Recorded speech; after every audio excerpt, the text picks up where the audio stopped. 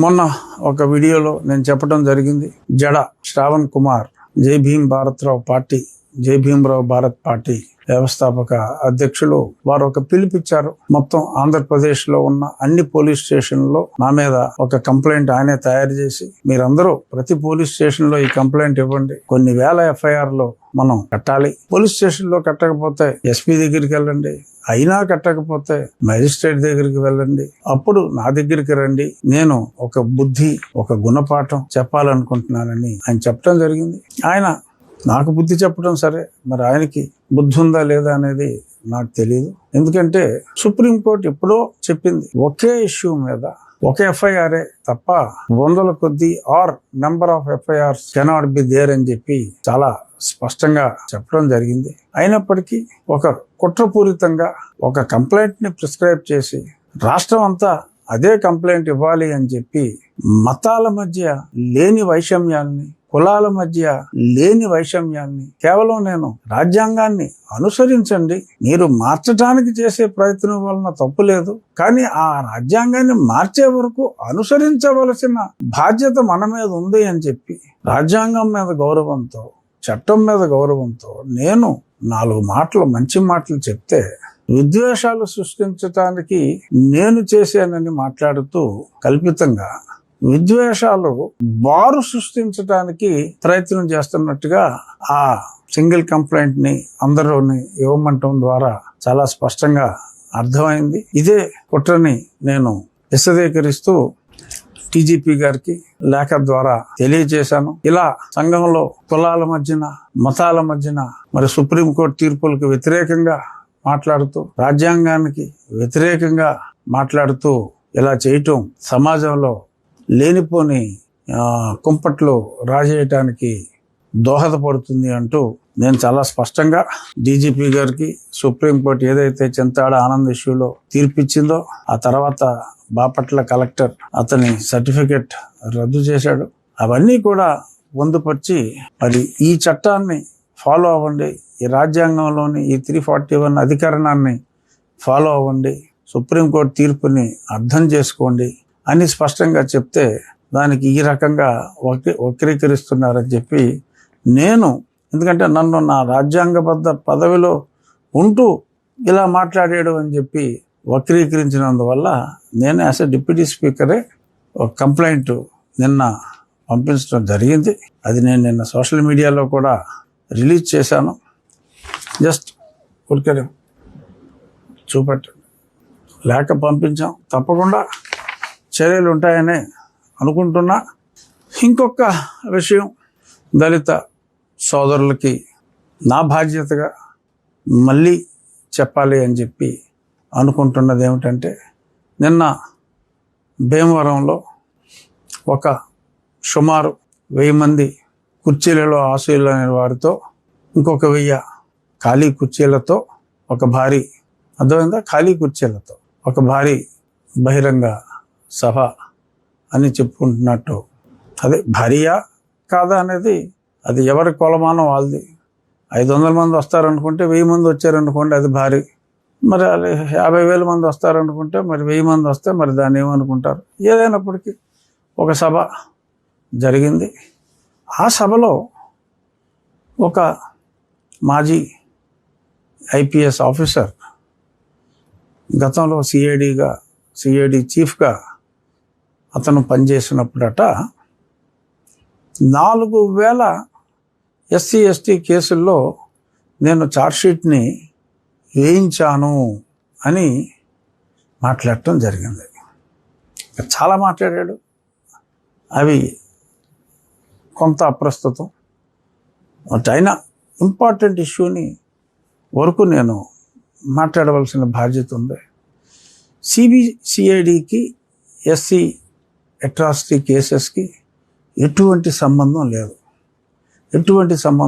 ఏదన్నా ఇంటర్ స్టేటు మరీ సెన్సేషనల్ ఉంటే ఒక 2-3 కేసులు ఏదన్నా స్పెసిఫిక్గా సిఐడికి అప్పచెప్పి ఉండొచ్చు తప్ప అంతకు మించి కేసులు వాళ్ళు టేకప్ చేయటానికే లేదు.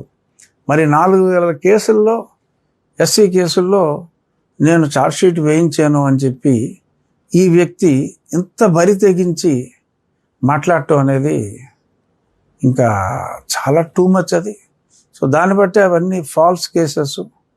ఎంతోమంది గతంలో కంప్లైంట్ చేశారు, వాళ్ళ స్నేహితులకి, సోకాల్డ్ ఎన్ఆర్ఐ స్నేహితులకి, వాళ్ళంటే గిట్టని వారి మీద రకరకాలుగా దొంగ ఎస్సీ కేసులు ఇతనే పెట్టించాడన్న అభియోగాలు నిజమని ఇప్పుడు అతనే ప్రూవ్ చేసినట్టు అయింది.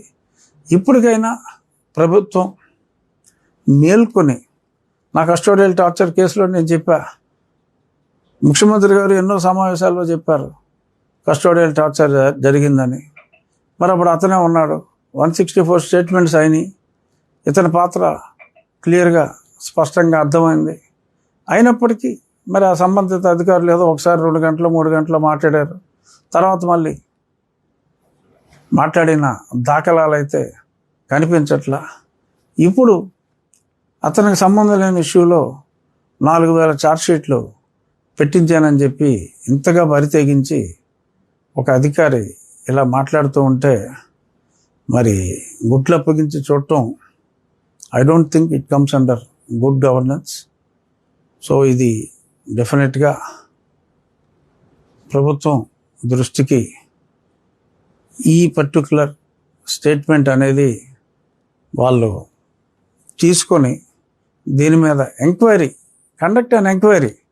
అంటే ఎన్ని సంబంధం లేని వ్యక్తి ప్రేరేపించి ఛార్జ్షీట్లు వేసానని చెప్పి బజార్లెక్కి చెప్పుకుంటూ తిరుగుతూ ఉంటే కూడా ఇతనికి సంబంధం ఏమిటి ఆ ఛార్జ్షీట్లు వేయించడంలో అనేది కనీసం ఎంక్వైరీ అన్నది వేయాలి. దీని మీద నేను I will write to the government as a citizen of the state. I will write to the government to make an inquiry against this statement. ఇంకా చాలామంది మరి ప్రజల్ని తప్పుదోవ పట్టిస్తున్నారు. బ్యాప్టిజం సర్టిఫికెట్ ఉంటేనే, మీరు ఆ సర్టిఫికెట్ తీసుకుంటేనే మీరు క్రిస్టియన్గా పరిగణించబడతారు. లేదు, మీ తల్లిదండ్రుల శవాలు క్రిస్టియన్ శ్మశాన వాటికలో పూడ్చిపెట్టినా, మీరు చర్చికి వెళ్ళినా, మీరు క్రిస్టియన్ కాదు అంటే కాదు, మీరు ఆ సర్టిఫికేట్ తీసుకుని నేను క్రిస్టియన్ అంటేనే తప్ప మిమ్మల్ని ఎవడో ఏమి చేయలేడు, సుప్రీంకోర్టు తీర్పు చెల్లదు అని సుప్రీంకోర్టు ఏంటి చెప్పడానికి? ఇంతకుముందు ఎప్పుడో హైకోర్టులో ఎవరో చెప్పారు, అది కరెక్టు. అంటే హైకోర్టు చెప్పింది కరెక్టు, సుప్రీంకోర్టు చెప్పింది తప్పట. రాజ్యాంగంలో దాన్ని మార్చాలి. ఓకే, మార్చాలంటే మార్చడానికి ప్రయత్నించండి. కానీ అది అలా ఉండగా, సరే ఆయన అయితే పనితీరిపోయాడు, ఆయనకి ఇబ్బంది లేదు, ఉద్యోగం ఏదో సస్పెన్షన్లోనే పోతాడో ఎలా పోతాడో ఆయనకి అయిపోయింది. ఇంకా ఇప్పుడు ప్రజల్ని తప్పుదోవ పట్టించటం ఇది సమంజసం కాదు. సరే, వారి మాటలు ఎవరన్నా అంటే అది వారికే నష్టం. చింతాడ ఆనంద్ ఎలా అయితే ఒక పాస్టర్గా ఉండి నేను క్రిస్టియన్ని కాదు, నేను హిందువుని అని చెప్పాడో, అది కుదరదు బ్రదర్ అని చెప్పి మరి సర్టిఫికేట్ని రద్దు చేయడం జరిగింది.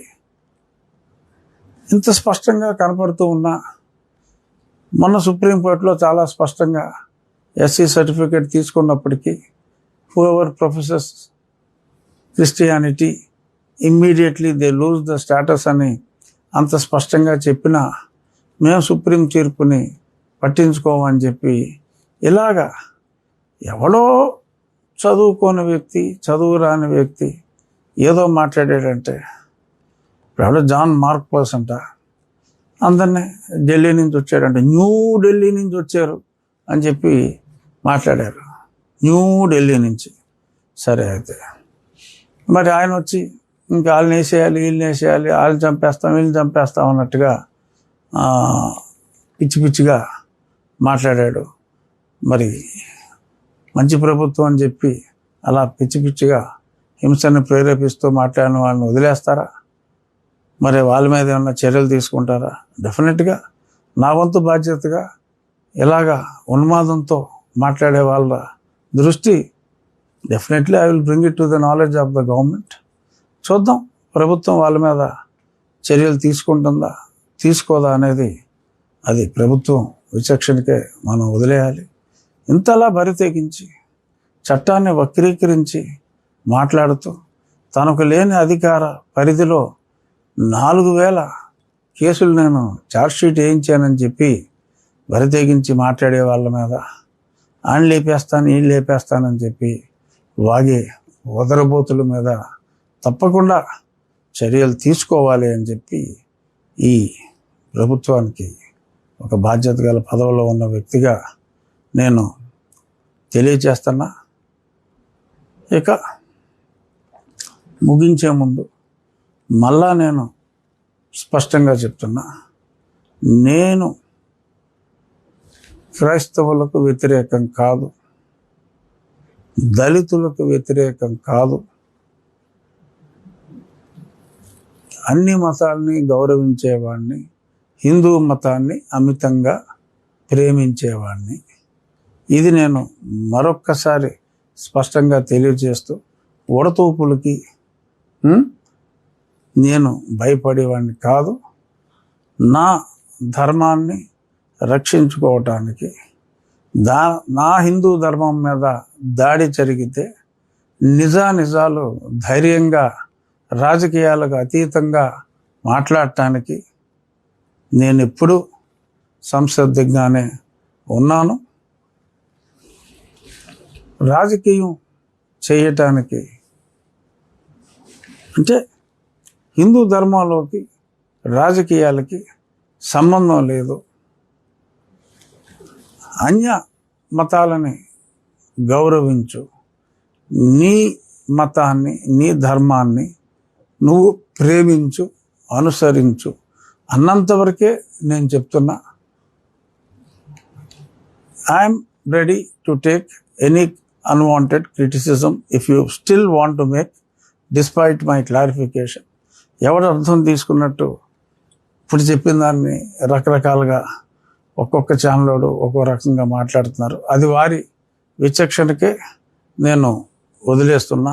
నా అంతరంగాన్ని స్పష్టంగా నా మత ధర్మాన్ని, నేను అనుసరించే హిందూ మత ధర్మాన్ని కించ పరిస్తే నోరు మూసుకుని కూర్చోవటానికి రెడీగా లేను. నేను అన్ని మతాలని ఎలా గౌరవిస్తున్నానో మీరు కూడా మా మతాన్ని కూడా గౌరవించమని చెప్పి మనస్ఫూర్తిగా కోరుకుంటున్నాం.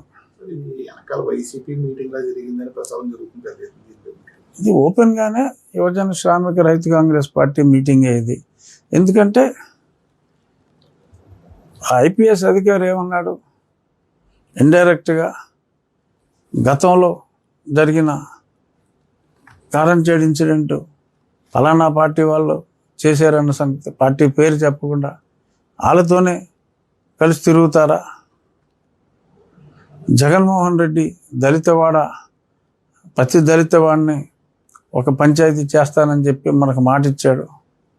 సో దళితవాడల్ని పంచాయతీగా ఎవరు చేస్తూ ఉన్నారో, లేదు దళిత క్రైస్తవులకు కూడా ఎవరైతే రిజర్వేషన్లు ఇచ్చేస్తారో అది రాష్ట్ర స్థాయిలోది కాదు, దేశ స్థాయిలో తీసుకోవాల్సిన నిర్ణయం. మరి ఆ కామన్ సెన్స్ కూడా లేకుండా ఇలా మాట్లాడుతూ ఇండైరెక్ట్గా జగన్మోహన్ రెడ్డి గారు దళిత పంచాయతీ. దళిత పంచాయతీ అంటే 16,000 పంచాయతీల్లో ఇంకొక 16,000 దళిత పంచాయతీలను క్రియేట్ చేసి అసలు ఉన్న పంచాయతీకే 10 లక్షలు ఇవ్వలేని పరిస్థితుల్లో ఆ దళిత పంచాయతీకి 2 కోట్లు ఇస్తానన్నాడు జగన్మోహన్ రెడ్డి అని. అంటే 32,000 కోట్లు సంవత్సరానికి దళిత పంచాయతీలకు ఇస్తానన్నోడికి నేను ఓట్లు వేస్తాను, లేకపోతే మీరు అందరూ ఓట్లు వేయాలని చెప్పి ఓపెన్గా ఒక పార్టీ మేనిఫెస్టో గురించి అతను మాట్లాడితే అది డెఫినెట్గా యువజన శ్రామిక రైతు కాంగ్రెస్ పార్టీ సమావేశమే. సో అందులో నువ్వు చెప్పిన దాంట్లో ఎవరికి ఎటువంటి అనుమానాలు లేవు. సో యువజన శ్రామిక రైతు కాంగ్రెస్ పార్టీ సమావేశం కాబట్టి నేను 1000 నిండిన కుర్చీలతో 1000 ఖాళీ కుర్చీలతో భారీ బహిరంగ సభ జరిగిందని చెప్పా. అది వైఎస్ఆర్ కాంగ్రెస్ పార్టీ సభ. ఓకే, ఏముంది, ఆ బొమ్మ లేకుండా వేసుకున్నారు, అందరికీ అర్థమైంది. ఆ సభలో జరిగింది ఇది. ఎక్కడ అంతకుముందు రప్ప రప్ప అన్నారు, ఇప్పుడు ఆడాడో వచ్చి ఇంకేదో మాట్లాడారు. ఏదైనా చర్యలు తీసుకోవాల్సింది ప్రభుత్వం. వాళ్ళ దృష్టికి తీసుకురావటం మన భీమవరంలో జరిగింది కాబట్టి వాళ్ళకి ఇంటెలిజెన్స్ వాళ్ళు వాళ్ళ దృష్టికి తీసుకెళ్తారో లేదో. సో మనం కూడా ఇదిగో ఇలా జరుగుతుంది అని చెప్పి తీసుకెళ్ళటం మన బాధ్యత. వాళ్ళు ఏం చేస్తారనేది చూద్దాం. బట్ డెఫినెట్గా ఎంతో కొంత స్పందన ఉండాలని ఆశించడంలో తప్పులేదు. చూద్దాం.